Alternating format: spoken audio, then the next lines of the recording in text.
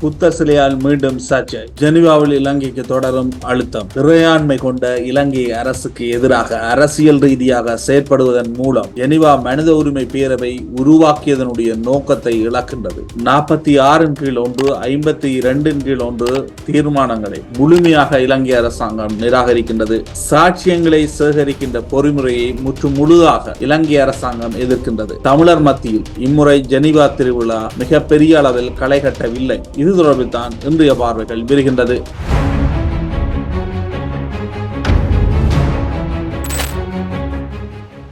யாழ்ப்பாணம் சுழிபுரம் சவுக்கடி பிள்ளையார் ஆலயத்துக்கு பின்புறமாகவும் கடற்படை முகாமிற்கு பக்கத்திலும் அரசமரத்தின் கீழ் புத்த சிலை ஒன்று வைக்கப்பட்டிருக்கின்றது. இந்த புத்த சிலை வைக்கப்பட்டதன் பின்னணியில் அங்கு ஒரு விகாரை அமைப்பதற்கான முயற்சிகள் முன்னெடுக்கப்படலாம் என்ற ஒரு அச்ச உணர்வை உருவாக்குவது சமூகத்தில் அக்கறை கொண்ட தரப்பினர்கள் ஒரு குற்றச்சாட்டை முன்வைக்கின்றார்கள். இது தற்பொழுது சிலையாக இருக்கின்றது. குறுகிய காலத்தினுள் இது ஒரு விகாரையாக மாறுவதற்கான அடிப்படை காரணங்களை முன்வைத்து தான் முதலில் இந்த புத்த சிலை முன்வைக்கப்பட்டிருக்கின்றது என்று இது தொடர்பாக பல்வேறு தரப்பினர் தங்களுடைய எதிர்ப்புகளை பதிவு செய்து வருகின்றார்கள். குறிப்பாக இந்த புத்த சிலை வைக்கப்பட்டதற்கு எதிர்ப்பு தெரிவித்து தமிழ் தேசிய மக்கள் முன்னணியினர் எதிர்வரும் வெள்ளிக்கிழமை காலை 10:30 மணி அளவில் ஒரு போராட்டம் ஒன்றினை ஏற்பாடு செய்துள்ளனர். துளிபுரத்திலே புத்தர் சிலை ஒன்று வைக்கப்பட்டிருப்பதாக எங்களுக்கு கிடைக்கப்பெற்ற தகவலை அடுத்து இங்கே வந்திருக்கின்றோம்.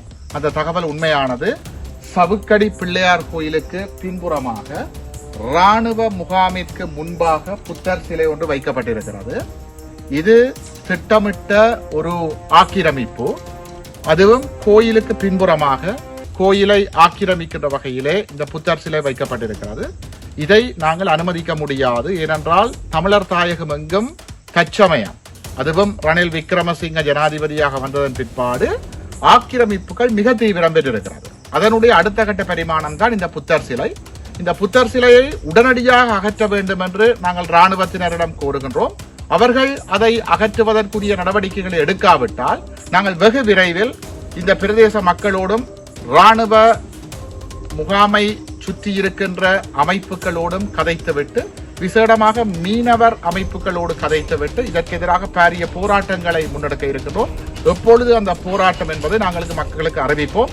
மக்கள் அனைவரும் இந்த இடத்திற்கு வர வேண்டும், போராட வேண்டும், அல்லது தமிழர் தாயகம் பறிபோகும். இது எவராலும் தடுக்க முடியாது. நாங்கள் கதைக்கிறத கூட இராணுவத்தினர் அச்சுறுத்தி கொண்டிருக்கிறார்கள், படம் எடுக்கின்றார்கள், எங்களை கதைக்க வேண்டாம், ஒளிப்பதிவு செய்ய வேண்டாம் என்று அச்சுறுத்துகிறார்கள். அச்சுறுத்தலை தாண்டித்தான் நாங்கள் இந்த இடத்துல நிற்போம். ஏனென்றால் இது எங்களுடைய இனத்தின் எதிர்கால இருப்போட சம்பந்தப்பட்ட விடயம். மக்களே விழிப்படையுங்கள், அல்லது இந்த நாட்டில் தமிழர்கள் வாழ முடியாத ஒரு நிலைமை வரப்போகிறது. நன்றி. குறிப்பாக இந்த தமிழ் மக்கள் பறந்து வாழ்கின்ற இடங்களில் புத்த சிலைகளை வைப்பது, புத்த விகாரைகளை அமைப்பது என்பது தொடர்ச்சியாக முன்னெடுக்கப்படுகின்ற ஒரு விடயமாக இருக்கின்றது. இலங்கை அரசாங்கம் நல்லிணக்கம் தொடர்பில் அதிக அளவு பேசிக் கொண்டாலும் இவ்வாறான விடயங்களை தொடர்ச்சியாக முன்னெடுக்கின்றது. தையிட்டி விகாரை அமைக்கப்பட்டது. தற்பொழுது தையிட்டி விகாரை பல்வேறு இடங்களில் பேசப்படுகின்றது. தமிழ் தேசிய மக்கள் முன்னணி தையிட்டி விகாரைக்கு எதிராக ஒவ்வொரு போயா தினங்களிலும் போராட்டத்தை தொடர்ச்சியாக முன்னெடுத்து வந்தது. எனினும் அது அந்த கட்சியினுடைய போராட்டமாக பலர் அவ்வாறான கருத்துக்களை முன்வைத்தார்கள். ஒரு கட்டத்தில் இந்த போராட்டங்களால் என்ன பலன், ஏற்கனவே விகாரை கட்டப்பட்டு விட்டது, இனி விகாரையை உடைக்க முடியுமா என்ற கேள்விகளை முன்வைத்தார்கள். ஒருவர் இருவர் என குறிப்பிட்ட சிலரால் போராட்டங்கள் முன்னெடுக்கப்படுகின்றது. இந்த போராட்டங்களால் எதையுமே அடைந்துவிட முடியாது என்ற விமர்சனம் முன்வைக்கப்பட்டது. அதே போன்று புத்த விகாரை கட்டுகின்ற பொழுது ஏன் போராட்டத்தை முன்னெடுக்கவில்லை என்ற காரணங்களும் முன்வைக்கப்பட்டது. இவ்வாறு அந்த விகாரைக்கு எதிராக போராடியவர்கள் மீது பல்வேறு குற்றச்சாட்டுகள் முன்வைக்கப்பட்டாலும் விகாரைக்கு எதிராக வேறு தரப்பினர் மிக எழுச்சியான ஒரு போராட்டத்தையும் முன்னெடுத்ததாக இல்லை. தொடர்ச்சியாக தமிழ் தேசிய மக்கள் முன்னணி தான் அந்த போராட்டத்தை முன்னெடுத்து வருகின்றது. அதே போன்ற ஒரு நிலைமைதான் சுழிபுரத்திலும் ஏற்பட போகின்றதா என்பது தெரியவில்லை. தொடர்ச்சியாக பௌத்தமயமாக்கல், சிங்களமயமாக்கல் என்று தொடர்ச்சியாக கூறி வருகின்ற தமிழ் தேசிய கட்சிகள் இந்த விடயத்தில் முழுமையான அக்கறையை செலுத்தி மிக பெரிய அளவில் இதற்கான எதிர்ப்புகளை பதிவு செய்ய வேண்டும். இல்லையெனில் யாழ் நகரெங்கிலும் புத்த சிலைகள் வருவதும் விகாரைகள் வருவதையும் யாரும் தடுக்க முடியாது. இலங்கையின் தற்பொழுதைய மனித உரிமை நிலவரங்கள் குறித்து ஐக்கிய நாடுகள் மனித உரிமை ஆணையாளரினால் ஒரு வாய்மூல அறிக்கை ஒன்று ஐக்கிய நாடுகள் மனித உரிமை பேரவையில் வெளிப்படுத்தப்பட்டது. அந்த அறிக்கையில் குறிப்பிடப்பட்டுள்ள மிக முக்கியமான விடயங்களாக இருப்பதை காணாமல் போனோருக்குரிய தீர்வுகள் இதுவரை முன்வைக்கப்படவில்லை. காணாமல் போனவர்களை தேடுவோர்கள் மீதும் அச்சுறுத்தல் கைதுகள் தொடர்ந்து கொண்டிருக்கின்றது. இலங்கை போலீசார் மீது பாலியல் வன்முறை உட்பட்ட கடத்தல், சட்டவிரோத தடுப்புகள், சித்திரவதைகள் தொடர்பிலான முறைப்பாடுகள் புதிதாகவும் கிடைத்திருக்கின்றது. அரசாங்கம் ஜனநாயகம், கருத்து வெளிப்பாட்டு சுதந்திரத்துக்கு எதிராக உத்தேச சட்டங்களை கொண்டு வருகின்றது, நிறைவேற்றுகின்றது. இது ஜனநாயகத்தையும் கருத்து சுதந்திரத்தையும் மிக வலுவாக பாதிப்படையக்கூடிய வகையில் அந்த உத்தேச சட்ட மூலங்கள் இருக்கின்றது. 2010 ஆண்டு தனியொருவருக்கு சித்திரவதை செய்தமைக்கு தேசப்பந்து தென்னகோன் பொறுப்பு என உயர்நீதிமன்றம் கூறியதன் பின்னரும் அவர் போலீஸ் மா அதிபராக பதவி உயர்வு பெற்றிருக்கின்றார். ஆகவே இலங்கையினுடைய பாதுகாப்பு துறை சார்ந்த விரிவான சீர்திருத்தங்கள் அவசியம் என்பதை இந்த விடயம் வெளிப்படுத்துகின்றது. மற்றும் நாட்டில் இடம்பெறுகின்ற மனித உரிமை மீறல்கள், ஜனநாயகத்துக்கு எதிரான விடயங்கள், தற்பொழுது மேற்கொள்ளப்படுகின்ற இந்த யுக்திக நடவடிக்கை, சட்டத்தினை மீறுகின்ற நடவடிக்கைகள் போன்ற பல்வேறு விடயங்களை குறிப்பிடப்பட்டு அந்த வாய்மூல அறிக்கை வெளிப்படுத்தி இருக்கின்றது. எனினும் இலங்கை அரசாங்கம் அவற்றினை முற்றுமுழுதாக நிராகரித்திருக்கின்றது. அவ்வாறான நிலைமை நாட்டில் இல்லை. இலங்கை இறைமை கொண்ட ஒரு நாடு, எங்களுக்கு அதற்கான சுதந்திரங்கள் இருக்கின்ற அடிப்படையில் இலங்கை அரசாங்கம் தன்னுடைய கருத்துக்களை பதிவு செய்திருக்கின்றது. உறுப்பு நாடுகளின் இறையாண்மையை மீறும் வகையில் அரசியல் மயப்படுத்தப்பட்ட மற்றும் ஒருதலை பட்சமான நடவடிக்கைகளை நிராகரிப்பதாக இலங்கை வெளிவிவகார அமைச்சர் அலி ஷப்ரி தெரிவித்திருந்தார். 46 51 தீர்மானங்களை நிராகரிப்பதாகவும் தன்னிச்சையான வெளிப்புற ஆதாரங்களை சேகரிக்கின்ற பொறிமுறையை முழுதாக நிராகரிப்பதாக அமைச்சர் அலி ஷப்ரி தெரிவித்திருக்கின்றார். ஜெனீவா மனித உரிமை பேரவை உருவாக்கப்பட்டதன் நோக்கத்தை மாற்றுவதாக இது அமைகின்றது. இரட்டை நிலைப்பாட்டை ஐக்கிய நாடுகள் மனித உரிமை பேரவை கொண்டிருக்க முடியாது. காசாவுக்கு கொண்டுள்ள நிலைப்பாட்டையே இலங்கைக்கும் நிலைப்பாடாக கொண்டிருக்க வேண்டும் போன்ற விடயங்களை இலங்கை தன்னுடைய கருத்தாக பதிவு செய்திருக்கின்றது. மனித உரிமை பேரவையில் இலங்கை தொடர்பான கருக்குழு நாடுகளில் ஒன்றான ஐக்கிய ராச்சியம் இலங்கை தொடர்பில் தன்னுடைய அதிருப்தியை வெளிப்படுத்தி இருக்கின்றது. இணையவழி பாதுகாப்பு சட்டம் சுமார் அனைத்து வகையான வெளிப்பாடுகளையும் குற்றமாக்கக்கூடிய சூழலை கொண்டிருக்கின்றது. இது கருத்து சுதந்திரத்தின் மீது பாரிய தாக்கத்தை ஏற்படுத்தக்கூடியது. இதற்கு திருத்தம் அவசியமானது மற்றும் பயங்கரவாத தடை சட்டத்தினால் கைது செய்யப்பட்டவர்கள் விடுதலை செய்யப்பட வேண்டும். பயங்கரவாத தடை சட்டத்துக்கு பதிலாக கொண்டு வருகின்ற சட்டம் ஜனநாயகம் மற்றும் மனித உரிமைகளை மதிக்கக்கூடிய, அது தொடர்பில் பொறுப்பு கூறக்கூடிய நிலைமைகளை அந்த சட்டத்தில் உள்ள சரத்துக்கள் கொண்டிருக்க வேண்டும். தன்னிச்சையாக போலீசாருக்கோ படைத்தரப்பிற்கோ ஜனாதிபதிக்கோ அதிகாரங்களை வழங்குகின்ற நடவடிக்கைக்காக சட்டங்களை கொண்டு வரக்கூடாது என்ற அடிப்படையிலான கருத்துக்களை ஐக்கிய ராச்சியம் இலங்கை தொடர்பில் வெளிப்படுத்தி இருக்கின்றது. ஜப்பான் உள்நாட்டு பொறிமுறைக்கு இலங்கைக்கு தொடர்ந்தும் ஆதரவு தருவதாக கூறியிருக்கின்றது. இலங்கையின் மனித உரிமை ஆணையாளர்களில் ஒருவராக முன்னர் இருந்த அம்பிகா சர்க்குணவாலன் இலங்கை தொடர்பில் தன்னுடைய கருத்துக்களை ஐக்கிய நாடுகள் மனித உரிமை பேரவையில் பதிவு செய்திருக்கின்றார். அப்பொழுது இலங்கை தொடர்பான விடயங்களை அவர் பதிவு செய்கின்ற பொழுது இலங்கையின் யுக்திக நடவடிக்கையினை அவர் குற்றஞ்சாட்டி இருக்கின்றார். மற்றும் சட்டங்கள், அதே போன்று சிறைச்சாலையில் எத்தனை பேர் கைது செய்யப்பட்டு வைத்திருக்க முடியும், அதனை தாண்டி அவர்கள் கைது செய்யப்பட்டு வைத்திருக்கின்றார்கள் போன்ற பல விடயங்களை அவர் சுட்டிக்காட்டியிருக்கின்றார்.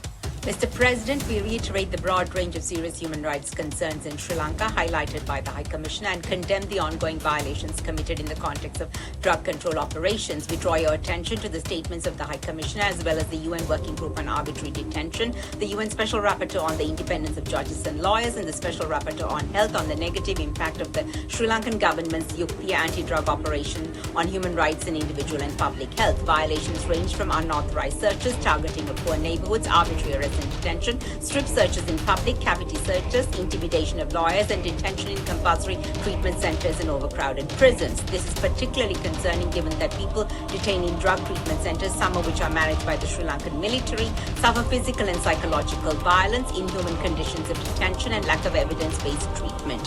These violations are enabled and exacerbated by laws that contravene international human rights standards. Mr. President, we urge the government of Sri Lanka to adopt a human rights and health-centered approach to drug laws and policies, abide by a zero-tolerance policy on torture, investigate all deaths in custody, and ensure those found responsible are held accountable. We call upon the Office of the High Commissioner to conduct due diligence to ensure the engagement of all UN agencies on this issue is in accordance with human rights principles. We also urge the High Commissioner to call upon donors who support programs in country to abide by the do no harm principle and adhere to human rights standards. Colombo பேராயர் கர்தினால் Malcolm Ranjith அவர்கள் உயிர்த்தனாயுத தாக்குதலுக்கு சுயாதீன விசாரணை வெளிப்படைத்தன்மை கொண்டதாக இருக்க வேண்டும். அதனை அரசாங்கத்திடம் எதிர்பார்த்தோம். எனினும் அதற்கு அரசாங்கம் தயார் நிலையில் இல்லை. உயிர்த்தனாயுத தாக்குதல் இடம்பெற்று 5 வருடங்கள் கடந்து விட்டது. இன்றும் அதனுடைய வடுக்கள் இருக்கின்றது. அது தொடர்பிலான விசாரணைகளை முன்னெடுக்காமல் எல்லாவற்றையும் கிடப்பில் போட்டுவிட்டார்கள் என்ற அடிப்படையில் அவர் தன்னுடைய கருத்தை முன்வைத்திருக்கின்றார். Mr. President, we commend the oral update of the High Commissioner on the human rights situation in Sri Lanka, in particular with regard to reconciliation and accountability. We remain concerned about the failure of a transparent, independent accountability process for victims, including the victims of the Easter Sunday attacks and atrocities in the north and east of Sri Lanka. This 21st of April marks 5 years since the 2019 Easter Sunday attacks carried out in 3 churches and 3 hotels, killing 273 people and injuring more than 500. The governments that ruled the country since then conducted several investigations which fell far short of going into all the details of the case. New evidence has been brushed aside. Requests and pleas made by us for a transparent, independent investigation continue to be denied by the government of Sri Lanka.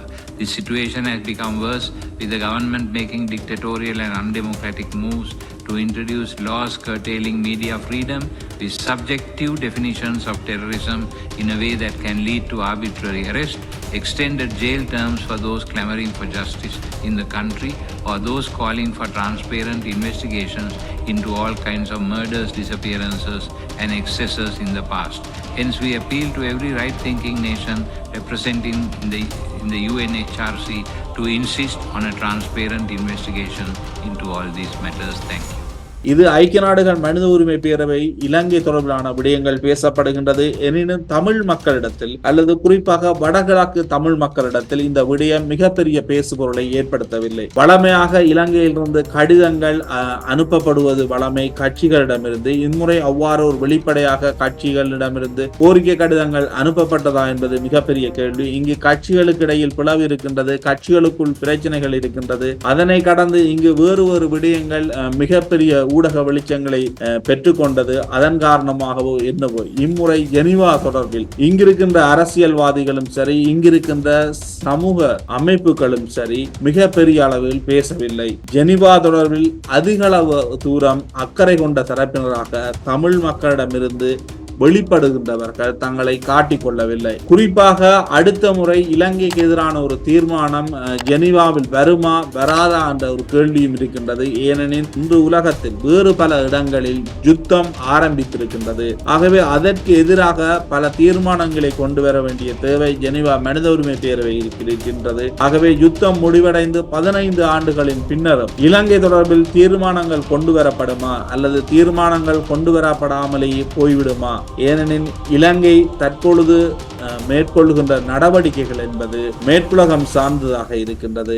இலங்கை பல்வேறு நடவடிக்கைகளில் மேற்குலகம் சார்ந்ததாக ரணில் விக்ரமசிங்க தன்னுடைய வெளிப்படுத்தல்களை வெளிப்படுத்தி இருக்கின்றார். ஆகவே தொடர்ந்தும் இலங்கைக்கு எதிரான ஒரு தீர்மானம் வரவில்லை என்றால் அது தமிழ் மக்களுக்கு தான் நேரடியாக பாதிக்கின்ற விடயம். தமிழ் மக்களுடைய பொறுப்பு கூறல் விடயம் சர்வதேச அரங்கிலேயே இல்லை என்ற ஒரு நிலைப்பாட்டை ஏற்படுத்தும்.